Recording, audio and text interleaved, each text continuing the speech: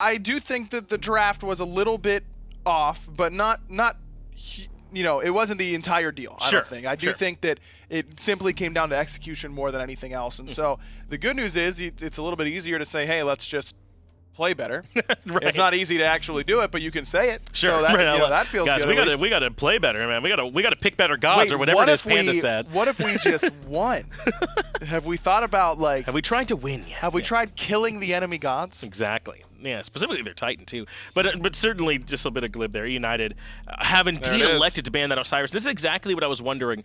In that first pick selection, you can afford to be a little bit more throwaway with your bans. Now this means a ton of value is going to be out there. This is likely Merlin. I'm thinking that's banned, which means Achilles and Xbalanque are still going to be out there. You don't have to worry about the Freya. eUnited took care of that. But I mean, even still, Najah, Fafnir, there's a lot of priority picks still open because of this. I think if I'm Rival, I'm tempted to leave open Merlin here. And also Achilles. I mean, guaranteed to get 2 of them on the backside. Right. Yeah. I'm tempted to just ban something like, you know, I don't know, Fafnir. Something that Kalas likes, or Terra, or something like that. Maybe even like a Kronos, like to take it from Kronos something small like that. Yeah. Kronos would be a good one. Zeus would be a good one. Zeus too. Yeah. Though I mean, if you're leaving Merlin open, that's exactly where BigManTingz is going to go. Fafnir's a good call. Fafnir it is. And so now eUnited is probably going to go Merlin, but at the same time, you know they're prioritizing Benji's gods. They have for the most part.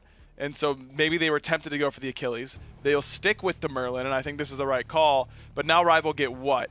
Achilles and Xbalanque potentially? Xbalanque, yeah. They didn't prioritize it last game, yeah. No. Is that all? But this time Freya's banned, so maybe that's a little bit of a better matchup. Xbalanque can struggle a bit against Freya in these matchups. Wow. Achilles, Jing Wei are the 2. This is also fine.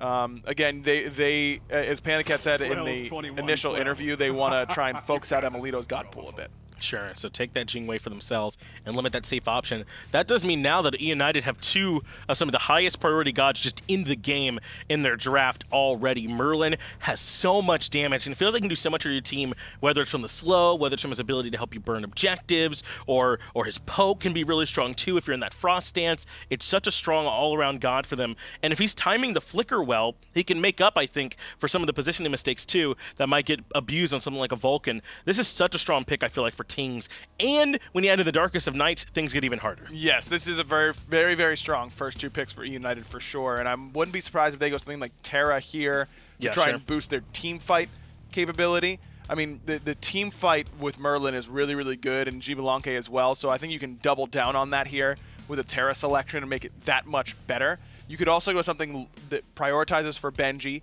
tries to get him the Bellona up against Achilles. It's a matchup that we've seen a lot of solo laners like quite a bit. I also wouldn't mind picking something for Ice that he feels like he can actually impact the game on in the early stages. So they have a couple options here. I also wouldn't be so guaranteed the Achilles is for fine, as well as he can play it. He got that quadra kill, we all know. But I mean, CaptainTwig has played it too, and played it pretty darn well. So they could always drop this one over to him if maybe they leave another strong solo laner up like a Bellona, and I can get picked up here in response. But it's Athena coming through for eUnited, and we have not seen much of her. You can just see it in the numbers. She has not been picked very much. She's won half of the time that she's shown up. Why have we seen less Athena, and why her here now? Yeah, we haven't seen any Athena at all. Her level 1 isn't great, but it's also not that bad. I mean, you can, especially if you're starting in the solo lane and you're doing that 2v2. Right. You just have your solo laner group up the minions for you, and you shield wave them, and all of a sudden it's not too bad. I'm a little surprised we haven't seen as much Athena, and it is no surprise to me whatsoever that it was picked in this set in particular, because both Kalas and PBM are very storied Athena players in their career. They both have made really, really great use of it, being aggressive and finding great taunts to set up for the rest of their team.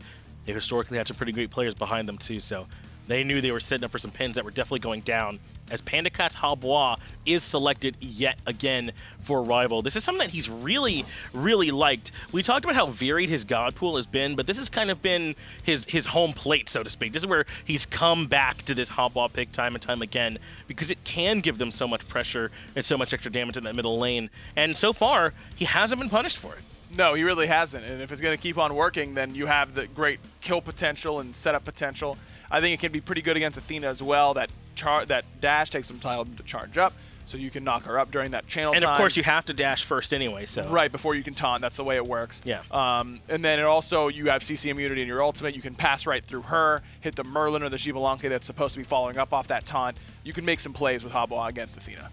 Well, Camazotz and Finn were banned out, so that feels a bit like an eye towards Benji with the Camazotz ban, but then maybe an eye towards Ice with this Finra ban, as Smart. Athena already locked in, and it likely is not going to be Finra support here at this point. And don't forget that this could be Athena in the solo lane for Benji. He's played it a lot during his career, and has looked very, very impactful on it. I would say that you're not going to take Athena away from someone who's really known for playing it, but they used to do it on the old United squad, where Mike's known for playing the Athena, and they would still give it over to Benji in some instances. So you're right. I think that this could be Athena in the solo lane potentially, and this Hercules doesn't necessarily mean solo lane either. I'm thinking primarily PBM. I'm thinking so as well. Splice has done it a lot with Aurora. Yeah, you think Ares is the only aggressive support out there? Come on, no. kids. Nah. and it's going to be really, really good at bullying this Athena. Again, preemptive strike takes a long time to charge up. Right. Driving strike, Earthbreaker, all of them interrupt that very nicely. And if it is the Achilles solo lane, then that's a heck of a 2v2, isn't it? The Achilles Hercules fighting you early on in this game. I mean, good luck trying to compete with that over there in the solo lane. They might even be able to aggress into this blue buff and try and control that too, as Mercury comes through for Ice, or maybe not, as they also select the Ravana. So then it's Ravana solo, I have to imagine, for Benji, and then the Mercury in the jungle, Athena, going over to Collis. Yeah, Ravana solo has been something that's gaining a bit of popularity, and I like it. It's been working really well as Kali last pick. So Rival saying, if you're going to give us a lead like you gave us in game 1, it's not going to take us that long to end it. This is a great late game comp with the Kali and Habwa already. They've got some front line. Anti-heal is going to be a necessity here for eUnited for sure. So BigManTingz is going to have to build it, because we know Mercury's not very good at building it. But the Mercury pick is interesting to me. For me, this whole game comes down to how well Ice is going to perform on that Mercury. Yes. It's risky against this composition. Usually you don't want to pick Mercury against gods that really punish you for standing still during your 3. When you're grabbing someone, you can get Habwa knocked up, then you don't throw him. You can get Herc 2 or 1, then you don't throw him. Yep. It's risky here, I think, for Ice, and they need him to have a big game. It's a lot of execution that needs to come together for eUnited, or else they'll have that Kali time bomb that they got to worry about in the late game. Let's go ahead and move into it, though. Game number 2, eUnited up against Rival, Hindu and Toli with the call. What Finch was saying there about time bomb on Kali, but also there's a Jing and a Hebo on that roster too, which are a time bomb. Across the way, Mercury and of course Xbalanque will answer back, but it's still a 2v3 for me in terms of time bombs. Can't forget the Merlin. That's going to be doing a lot of space control and a lot of damage. I think Rival needs to get off to an early start in the solo lane. Those Hercules and Achilles could go either way between support or the solo lane, but they definitely probably will start in that solo lane trying to get that blue buff. Rival off to a 1-0 lead so far in this best-of-5 set. What can United do to answer back now? The compositions are a little bit different this time, but iceicebaby gets driving struck early on by the blink from PolarBearMike.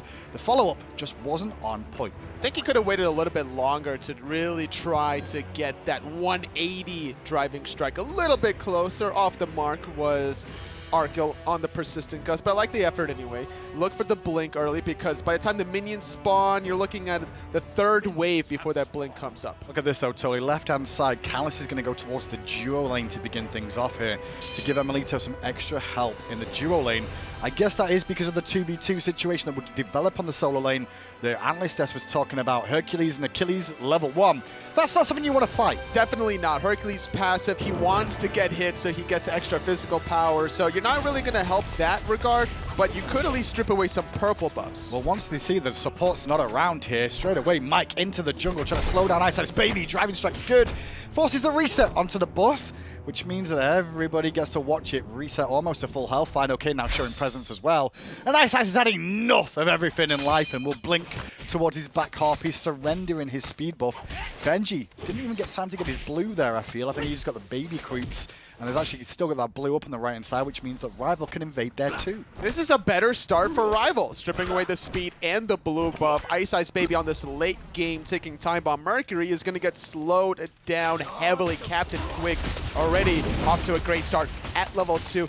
Doesn't have blink, so he's not going to gank in that duo lane. Instead, going to try to control the left side mid camps. Benji does get a lot of solo farm for himself, so that's good as a Ravana player that's looking to make some rotations, but he conceded his blue buff, and I don't think he has a window to steal away his opponent's blue. That's a good point indeed about how the map has been split so far. Gold-wise, it still looks relatively even. Just keep an eye on the experience as time goes on. Bit of pressure mid lane from BigManTingz.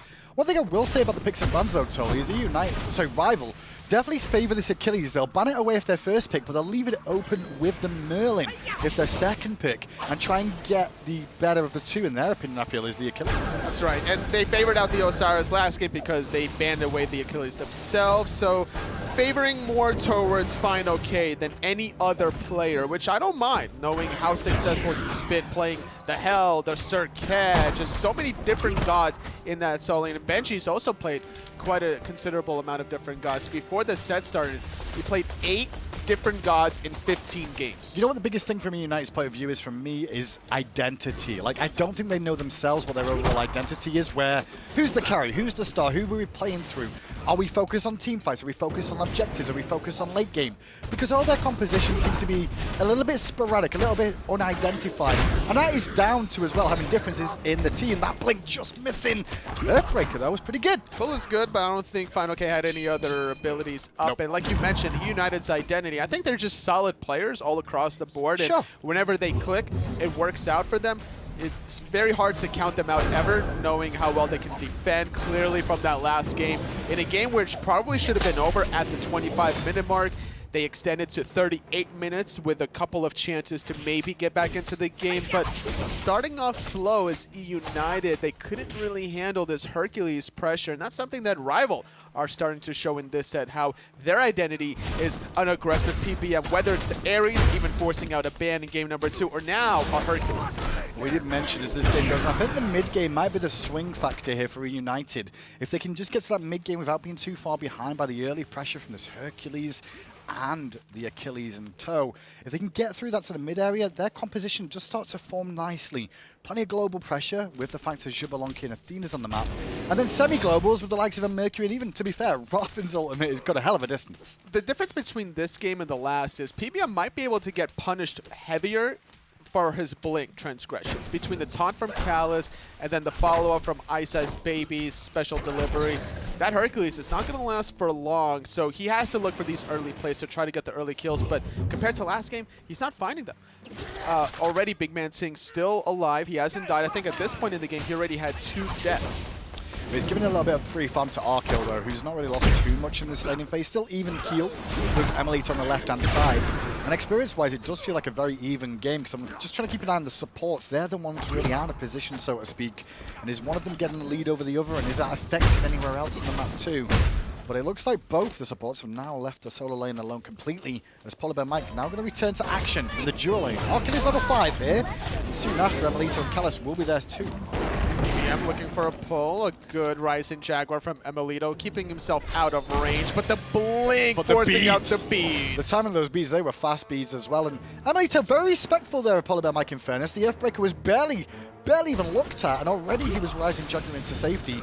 And then straight after Bud's blink, he was ready for it. Yeah, once you hear the blink, you have to bees, because if you don't bees as you hear the blink, you're already behind enemy lines. Arkkyl's going to be looking for that follow-up damage with your Rising Jaguar on cooldown. That might have been a first blood if he hesitated, and that's a huge improvement from the last set yesterday against PK, because emilitoooooo was a little slow on those beats. Mike blinks, sorry, BigManTingz blinks away in mid, but oh, iceicebaby with the ultimate across, takes out CaptainTwig. He got CC'd and couldn't get his ultimate off in time. Beads were available, but I don't think Twig expected the amount of damage. Now Mike in trouble too, and iceicebaby's Mercury with Callus's Athena.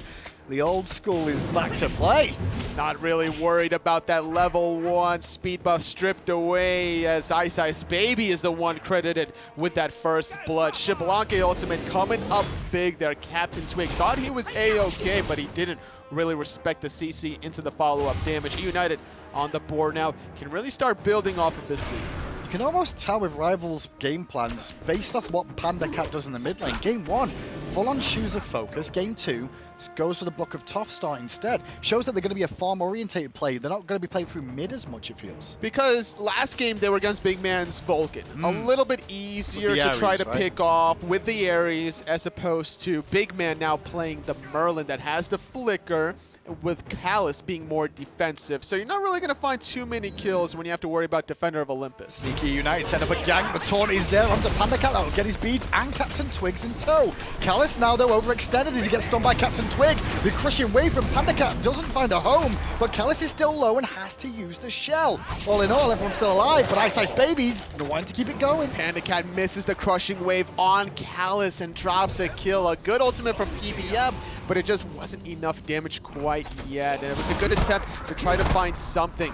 Forcing out the beads was Callus onto CaptainTwig, and they can look for that kill. Even PandaCat. It's definitely got to put Rival on the back foot for the time being. eUnited, Callus there with that taunt, as you said. 2 sets of beads consumed on the jungle mid position. And like where emilitoooooo is because of that now, trying to cheekily get a red buff on this red left-hand side, knowing that PandaCat, if he makes a rotation, is in a lot of trouble. So red buff is stripped by eUnited. They have a lead in this game. Can't pick it up because he has the purple buff. CaptainTwig forced to use that ultimate, gets off a double stun. Big Man gonna get knocked up, but PandaCat has no mana to follow up. And no ultimate either for the setup after that. Sonic Boom being charged in mid lane by iceicebaby there, but eUnited starting to find a bit of form here now. emilitoooooo still with these early rotations towards the middle areas to be saw, but more importantly, it's iceicebaby, and I do feel like eUnited are playing through iceicebaby. If he's not having a good time in the jungle, they're struggling. If he's doing well, eUnited seems to be having fun. The stats for eUnited dictate that a lot of the pressure is onto BigManTingz to find the kills. He is the highest kill player in eUnited statistically, #1 in kills, #3 in the KDA department, just for mid category alone. So eUnited, early game, they definitely rely on iceicebaby, but late game, it's all about Big Man. I think that's one thing that Rival don't have to worry too much about. Mentioned about the Collie as the game goes on. Just keep an eye on what iceicebaby gets up to too, whether he goes for this crit sort of options that we've seen out of Mercury's before. But he will have to worry about the tanks. There's a Sonic Boom, but PandaCat's ultimate nicely timed to get him away from the danger zone. He was out of mana, no beads available. But that works out perfectly for him. Ult for ult exchange in mid. A taunt onto CaptainTwig. He has no B. Special delivery for the last hit. iceicebaby taking out CaptainTwig. And I was going to take note saying how PandaCat's beats was down the middle. If he wanted a special delivery with the Defender of Olympus, that was a guaranteed kill onto PandaCat. But the patience actually works out in hindsight if they can kill out CaptainTwig, delaying the late game Kali and accelerating this late game Mercury. Really just abusing the situation of both those beads being down. They at least find a win off the back of it. But beads will be back up now for Rival in the mid lane and the jungle position. And eUnited will have to look to burn those one more time. emilitoooooo up against Arkkyl in the dual lane. Moment, it's going to be a relatively even trade. Transcendence build for emilitoooooo meanwhile, though. He's going for the extra power there. Will lack a bit of sustain. Maybe look towards an Asi as the game goes on. We'll find out. More than likely. And I like the Transcendence idea with branching bolus causing so much mana after rank 1. That extra MP5 goes a long way to ensure you stay relevant in these late game team fights. Whereas across the way, Arkkyl got the Devourer's Goals. You see Callus, bit of an awkward position here, stunned in place. No knockup as he gets taunts onto PandaCat. No panic with the beads, though. The collapse is good from Rival. They pinch at the right moment. Finally, PBM's Blink really taking into effect. Their Rival with their first kill takes almost 10 minutes to do so, but at least they shut down Callus. However, with Callus reviving, he'll have Defender of Olympus up relatively soon. So if they continue to be aggressive on the right side with the collapse from BigManTingz, this could be eUnited's fight to win. Blue buff defense good from Benji. A little bit too late there overall. Darkest Knight's popped by emilitoooooo. He's trying to help out this fight. iceicebaby charging the Sonic Boom. May look towards CaptainTwig if it's worthwhile. fineokay ults, and straight away the Sonic Boom's there. Trying to go onto PBM with a driving strike down. That's one kill. BigManTingz getting credit with that one. CaptainTwig forced to jump away. Still has the ultimate available, but he doesn't use it. First rotation out of BigManTingz with the support of the whole team. And at first I thought emilitooooo's ult was a little bit premature and wasn't going to work out very well at all. But once fineokay used that ultimate, it was go time for eUnited, and they punish Rival again. eUnited looking better today, at least in game 2. I think Rival should have anticipated the ultimate from Callus. There's too much global nonsense between the Athena, the Xbalanque, and the Mercury working out relatively cleanly. BigManTingz was at the right place at the right time. You can tell how PandaCat wanted to try to slow down Big Man's rotation when he was fighting him alongside those right side mid camps, but he wasn't to be denied, and that was a important double kill for Big Man, sitting now at level 11. He's going to get level 12 first compared to PandaCat, and I'm even more shocked that CaptainTwig didn't get off the ultimate. He wasn't really CC'd that time, and he had the beats up. Always try to hang on to it, aren't you? If you can, you want to hold on to it, try and sustain, and make sure it's for the critical moments. But sometimes you are going to fall down if you don't and get punished because of it. iceicebaby, though, back towards mid lane. Again, just trying to keep this pressure going, the momentum into eUnited's side. They're not going to be able to steal away the red buff this time on the left because of the pressure they put on the right. Rival will at least find that window there. And the goal difference isn't monumental at the moment. It's a slight lead for eUnited there. Experience-wise, relatively even. It could be a difference in the middle and the support position. Both of those players for eUnited are going to gain their second relics a little bit quicker than Rival, and that could be the tipping point for one team fight. Callus has gotten a lot of value from these taunts. That one taunt on the left side mid-camp's getting 2 sets of purification beads, and now Gold Fury actually surprisingly being started by Rival with a small window, forcing out 2 ultimates. Really good work there actually from Emilito with that, although Callus did ult as well defensively. But I love that Emilito uses the Docker so nicely. Immediately Rival are like, okay, we don't know where anybody is right now, let's play this safe. This is because Rival did this in game number 1. After they cleared that 1 sentry ward, they instantly burned that objective. eUnited kept that in the back of their mind, and they're like, all right, fool me once, shame on you, fool me twice, shame on me. And the bigger thing there was the fact that Emilito looks at the wave in duo and goes, hang on, where's Arkkyl? Something's fishy about that. He's not farming anymore. He needs those stacks like I do. So straight away pops it and slows it down. Emilito actually still towards the middle area here. Got to go back and pick up the red buff, but he's got a whole wave on the left that he needs to get back there for in time. Rival have a small window to force a fight without Callus's and Emilito's ultimate, but instead just going to casually farm away about 45 seconds for Emilito's ultimate, as is Callus. But no real opportunities quite yet. They're afraid of any sort of counter rotations. iceicebaby still having Sonic Boom, now working towards the crit department. Yeah, he's also in the duo lane right now, looking for that lane gank that we've seen on the Hunters time and time again. Trying to just come straight down the lane where it's very hard to ward and cover the option. But Arkkyl seems to just be playing quite far back, knowing that Mercury's missing off the map at this moment. Rival definitely seemed to expect that rotation from Callus, but there was no real vision control on that left side mid-camp. Dash taunt onto PBM with the follow-up damage from Big Man, getting PBM to less than 50% health. Yeah, it's good damage before he could even get the mitigate wounds off there. The taunt wasn't still in effect, so he couldn't even pop it earlier in time. But you're starting to see Merlin swing away now. BigManTingz had a bit more freedom in this game, a bit more safety, protection, support. And he's actually giving him more of a window to get this damage out. As you can see, he's climbing in the standings already. 5,500 player damage. And the build coming along nicely. Gem of Isolation next on the cards. An important item for any Merlins to have that kind of slow for all of your abilities, and the protection that you were mentioning. Callus even working towards that Gauntlet of Thebes, as is PBM winning the race towards the stacking department. So trying to keep your backlines a little bit more healthy. Gank attempt potentially from eUnited. CaptainTwig is going to be the first one to walk in. Gets taunted by Callus. Beat's not used, but the ultimate was. CaptainTwig has to disengage. Darkest of Night Shoes as Twig turns the corner. The range from Emilito won't bring him in close enough to Twig, but it's an ult for ult exchange. Sorry, 2 ults as PolarBearMike was used his as well. He tried to assist in the damage. That boulder ricocheting between all these walls, he could do a lot of damage. So I respect the ability to throw that out early. eUnited not interested in starting up this objective, despite both soul laners making half rotations along the way. Level 13 Achilles at a fineokay. Doesn't have the Void Shield completed, and with Benji's Void Shield completed at level 14, Robin could have been a nice power spike for eUnited to maybe force that fight. Interesting to see PandaCat in the mid lane here. Going for the breastplate of Valor is going to be his option. A lot of people, well, some people have concerns over, you know, going defense on Hebo specifically, just because he's a little bit of a squishier mage that's very burst front heavy. This is a love-hate item for most Hobwa players, because at one point, like, you're sacrificing a lot of damage, but at another point, if you're not alive, you're not going to be dealing that damage to begin with. So I understand the mindset from PandaCat, especially when iceicebaby is playing Mercury. Torn onto Mike, and a quick major look does not make him look for very long there as PolarBearMike happy to return damage thanks to the help of Arkkyl. On towards Callus there. So the battle of the Gold Fury continues for now. Rival will be okay with how this has gone, though. We mentioned about the Carly in the later stages, Twigs focusing on farm, still keeping pace with iceicebaby, working towards that late game auto-attack-centric build that you expect to see. There needs to be some Witchblades, I think, from both sides, sooner rather than later. Benji now working for the Blackthorn's Hammer.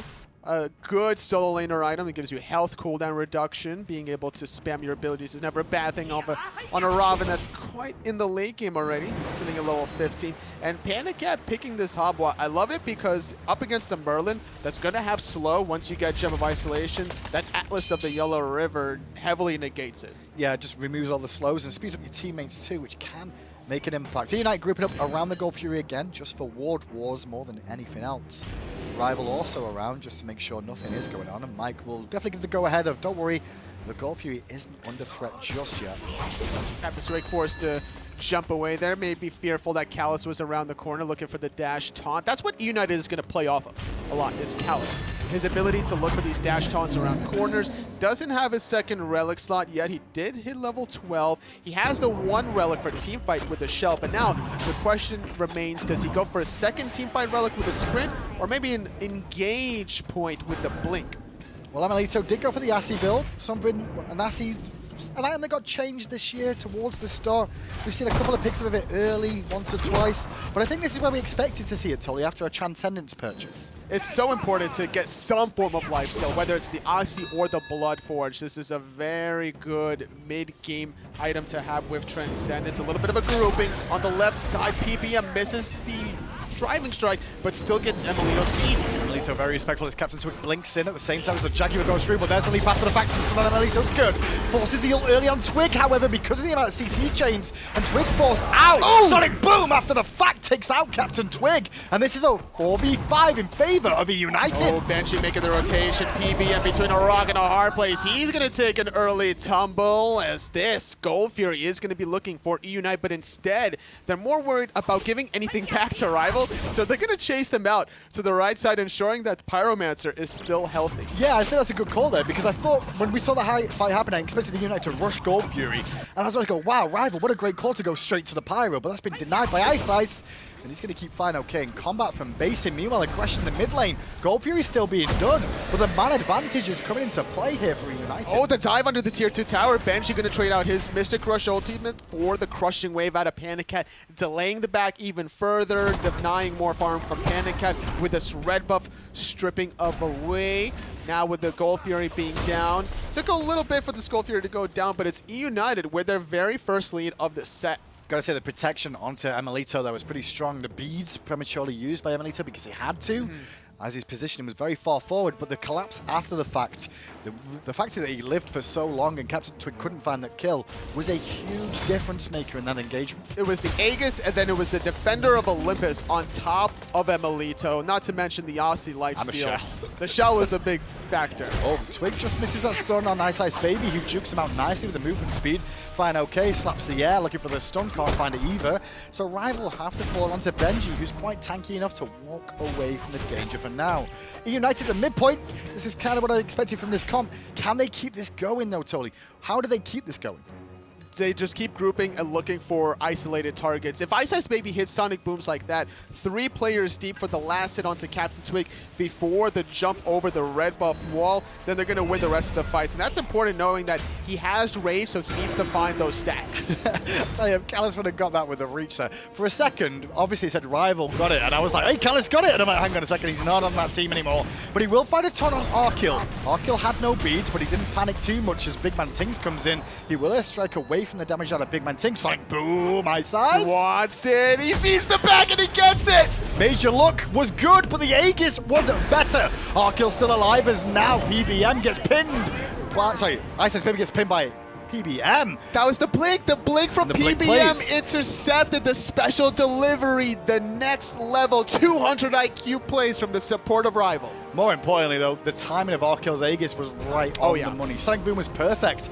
Maybe if it was a little bit quicker on the Sonic Boom, it's closer, but then you're in tower. Yeah, you got a little bit too far away with the Sonic Boom. You overshoot your target, and that's not really to the fault of iceicebaby. But Greed play out of eUnited could be punished even further by Rival. Not only did they get the kill on iceicebaby, but they're looking at the fire giant. He's going to steal it away! And now eUnited are going to start to tear apart Rival. 2 kills for emilitoooooo. Charge up from Callus with the ultimate to continue the pressure on the tanks as Twig trying to get away, but Arkkyl under threat and Callus still going in. No ultimate for Arkkyl. That airstrike was used against iceicebaby. PBM going to get taunted back in. He's going to take a spill. Benji takes out Arkkyl. CaptainTwig goes down, and it's a hot deicide. And already with that play, I thought Rival were going to get that fire giant and we're back to an even game almost, or even a lead for Rival, but no.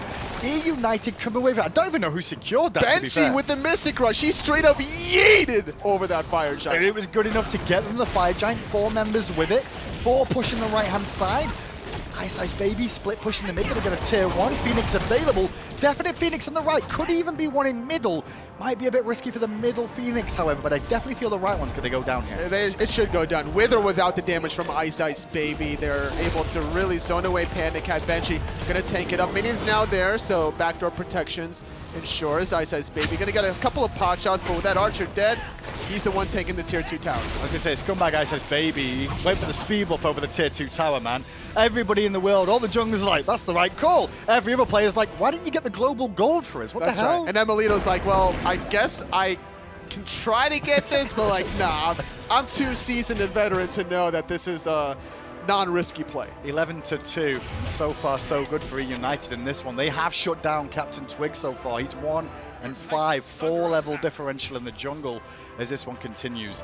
I'm kind of looking at the Hercules pick, and although I get the style that Mike was going for with this, that's where the weakness, the crutch has been, and it's been exploited. High risk, high reward, yes. And it did not reward PBM in the slightest this game compared to game number 1 Ares. I think that Rival, looking back at this game, are going to be like, all right, we don't mind the Hercules pick, we just didn't really work out. eUnited were playing around it very well because Callus wasn't interested on the right side of the map. No. He was more interested about maybe stripping away some purple buffs.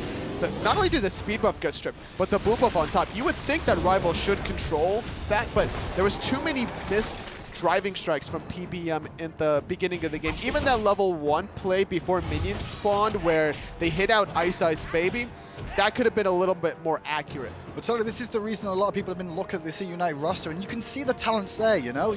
You can see it on paper, and you're like, well, this should be a good team.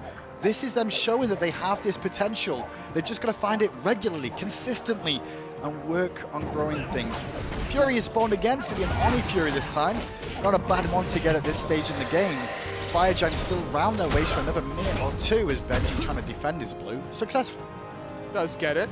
23.5 minutes in, right side Phoenix is exposed, so that's why Rival going to keep that lane in check, pushing it out halfway forward. Rival are the ones being forced to play defense now, and Ahabwa playing defense can't clear the wave entirely as easily compared to most other mid-majors. However, could definitely blow up out of position targets with a good water sprout knock-up. Maybe Benji has to be mindful about stepping forward. And that's the biggest thing I think he said there, Tolly, was the fact that the wave player overall isn't the greatest. Jing Wei, she can try and get to the wave. Her gust is okay, but it's not the dominant wave player you'd like to see out of some people on defense. Twig, rooted in place, trying to hold onto his beads, still pressured by Benji again. Mystic Rush used, and Twig is forced to use his ultimate. PandaCat can only really watch on as Twig will limp back to base, but damage done. A threat neutralized yet again for the next siege. A very good trade, knowing that there's 20% CDR on this Ravana. PBM forced a driving strike away, gonna receive them healing from the mitigate wounds. iceicebaby charging the sonic boom, but it's a reset. And beads and Aegis consumed by emilitoooooo. Twig did something with his blink at least, especially with his ult not being available. Benji gets a moment or 2 with the middle Phoenix, but with 2 members here, he's gonna be careful. 4 strong on the left, however, are still there. And it's all about emilitoooooo is what you're looking at here to get the damage. But without his beads and his Aegis available, it's a risky business situation for eUnited and not worthwhile, so they will fall back.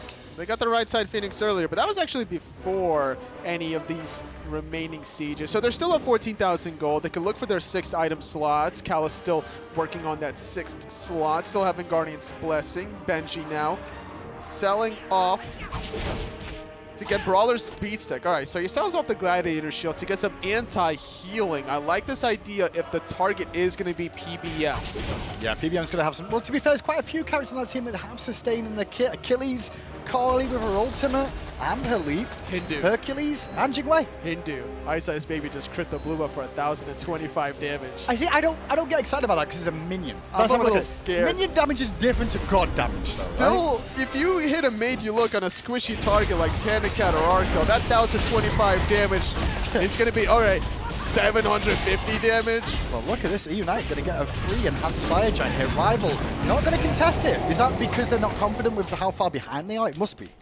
That's a little bit of an issue, especially without the blink engage from CaptainTwig. Could be problematic. So rather play it safe than sorry. Try to get CaptainTwig some solo farm in the duo lane, maybe get some 500 gold under themselves. I don't think that there's a window for CaptainTwig to keep going, though. He has to back to play defense. He is on the way right about now. The Sweet Phoenix is still alive, but Mike going to use the ultimate there to help clear the way. PandaCat gets taunted.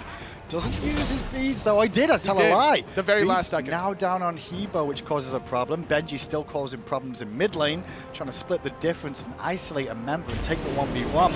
But he gets a bit of support from iceicebaby for a minute. Darkest Knight's popped. That gives Emilito range to get damage onto the beats without getting too close. And he'll take down Mike before his eyes are open. BigManTingz flickers away. Arkkyl is in trouble. He forced to use the Aegis. Emilito with a double kill. Now in a 5-on-3. eUnited with Enhanced Fire Giant are looking for the middle Phoenix. They should be able to get it with this new minion wave coming in. Benji's been keeping that pin down for now.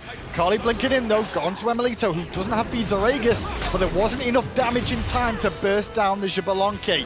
He slips the noose and falls back, but it does slow down the pressure onto this middle Phoenix while Emilito regens a little bit. BigManTingz forced to kind of get away from fineokay. I like what CaptainTwig did because he preemptively beats anticipating the Callus taunt right away, but Callus patiently waits it out and then taunts off, making sure Emilito still survives. 4 seconds till PBM comes up, 20 for Arkkyl. Middle Phoenix did go down, as did right. eUnited have to kind of figure out attempt number 3 on their Fire Giant siege. It's still going to be tricky. They're still trying to work on items and levels too. Twig is climbing. He's climbed quite considerably in the last couple of minutes, however, to level 19 and escalates his build. But look at Emilito, already back to full health. The Enhanced Fire Giant plus the Assy passive coming into play as it clears the creeps in the jungle and the wave. And now eUnited in a very dominant position in game 2 from the outset, Tolly. I love the build decision from eUnited now. It's to focus out PBM. That one taunt duration, a 2-second confound from Callus onto PBM. He's going to have to start getting Mad Guy's Cloak if he wants to survive, because the Titan's Bane from Emilito is really going to start shredding away at the protections from this Hercules, the Brawler Speed Stick from Benji to mitigate a lot of that healing. Bit surprised as well by some of the builds that we're seeing on the side of Rival in terms of tankiness overall, like physical tankiness. When you're dealing with someone that can crit as hard as this, an iceicebaby, I expected a little bit more tanking. I think fineokay may struggle against this fight because of that situation. Trying to use the minions at his advantage, does get the stun off for a little bit longer. Fatal striking away defensively. He really needs to back to play defense. But he can't at the moment. iceicebaby trying to keep him trapped in lane and keep these minions pushing in. The rest of the eUnited on the left-hand side trying to siege up the final Phoenix. And we said, Rival's wave clear, not the greatest on defense. It's been abused a little bit now. And this Phoenix will not last long against an enhanced Fire Giant. Without their frontline fineokay, they didn't really have that frontline buffer that they needed to get in and defend the left side Phoenix. The enhanced Fire Giant allowed Emilito to melt that last remaining Phoenix. Look at iceicebaby on the right. He's going to look to dissect with a Sonic Boom. Not a whole lot of minions though. Keep an eye on iceicebaby. He's the one with the minions coming through. He's got Sonic Boom too. No one's looking his direction. Taunt onto PBM. PBM with a good ult dash, but he gets hit by the Sonic Boom after the fact, and that brings him down. CaptainTwig in the back of the fight, however, still going in. Can't get to the Toggies he's after. Sure, Emilito is dead, but so are 3 members of Rival. eUnited on to the Titan. They're gonna win game number 2. Indoman tying the series. Already fineokay gets stripped away. Only PandaCat to play defense, and it's not gonna be enough. eUnited with a good performance throughout there. Rival just couldn't find a stride in that game for me. eUnited, meanwhile, for me, Callus, the early game, the taunt made the huge difference. That's right. That double taunt on the left side mid camps, allowing iceicebaby to kill out CaptainTwig later on the Kali. They were both level 8 at the time. That early mid game pressure to see who gets to the late game first between Mercury and Kali, favoring out eUnited a little bit. But it's not to say that Rival didn't try to get that early game advantage. PBM on the Hercules with the blink again. looked for some plays, but he just couldn't find them. I like the idea behind the 5-man grouping when they stunned out iceicebaby, but no one else was close enough when he got pushed into that little cove of the back hit camp. So I think it's about the positioning. Maybe allow iceicebaby to retreat a little bit further, get them out of position more. Well, I think we can all agree at home and watching now that this game really has come down to the support choices, the support players, and the junglers. Yeah. They're the biggest role differences from game 1 to game 2. Callus played amazing that game. The previous game, all Mike. Something I wanted to point out was Emilito felt more comfortable on the Xbalanque because he knew he had the global pressure from the Athena, from the Mercury, iceicebaby, and Callus, alleviating a lot of pressure onto the shoulders of Emilito. Is there picks that we expect to see banned away from that last game? Is there anything that we should see either side take away? I think Xbalanque might be prioritized a little bit more, maybe not banned, but I could see a world where that'll be drafted for Arkkyl. As we go back to the desk, one thing I will say, whoever's been first pick has won both games. Who's first pick next game, guys? Should be the loser of this match, hopefully, I expect. I Right? don't know. They get to pick at the very least. Yeah. They were saying that the supports made a big difference. I think they're right. Callus and PolarBearMike have played really well this game, but I don't know, man. For me, cut and dry, it really is simple that you just can't give up the Merlin and the Xbalanque here. But I mean, Ryan, how'd you see it? Yeah, BigManTingz played great today in this game in particular, and that's the big thing. I mean, if we're going to criticize him for his bad positioning in other games, Sure. we have to give him credit where he has good games, and this was certainly one of them for him. But Iceice has a great early game in comparison to what he had in the last game. A lot of really, really well-timed sonic booms and really understanding how the fight is going to play out. Is this how you would have thought that, by the way? The Rat having the worst early game of the Mercury? I don't know. I wouldn't have thought of this. It's just a lot. It was just a lot of fights where he was predicting exactly where players were going to end up really nicely. And there, I mean, that's the Darkest of Nights, messing with CaptainTwig so that he can't hear it coming quite as easily. But BigManTingz was playing really, really well. And then right as you thought maybe Rival's going to claw their way back into this one, Benji shuts the door really, really well on the Fire Giant steal. Yeah, and they knew he was here. PolarBearMike even horrifics him, so the communication's certainly there. They just don't have enough confirm on the objective. Really, look how close it is. Is it just that the ultimate isn't enough from PandaCat? Yeah, just very, very short on damage. But look, even if they secure that Fire Giant, they're going to lose that team fight. Now, it would have really pumped the brakes on eUnited's momentum. The fact that they were able to steal that Fire Giant, then they walked up, got both towers in right lane, a Phoenix and mid towers, is really what blew the game wide open. And that definitely does not happen if the Fire Giant doesn't get stolen. But still, I think that play was the big one that won the game for eUnited. I think so too. That was really the backbreaker because Rival were starting to kind of claw their way back in off some good play from Arkkyl, some good stuff that we saw from PandaCat there as well. Though I think this is the first time the Hambois in a while has looked a bit off from me in this game. Even aside from the fact they were under more pressure, I don't think he was just as accurate a lot of the times. There was an early kill they should have been able to clean up on the Callus if his crushing wave had been more accurate. Yeah. Right around first blood in that early portion of the game. I think that maybe now it is leaning a bit too much on it, and some of these other teams are either getting better at playing against it, or maybe PandaCat's just running into the numbers and regressing back to the mean. Maybe. I think that it was more that Twig fell behind early on. Panda himself has to build Breastplate of Valor because Ice is big, and then that just makes it harder for him to step up and deal the damage. I mean, look at the damage. Don't pick him for 9,000 though, man. No, I mean 9,000 damage versus 26,000 on the other side for BigManTingz. I agree. I think this composition for Rival did not work. The Kali did not work. The Hambois in this game did not work. The Hercules didn't really work for me either.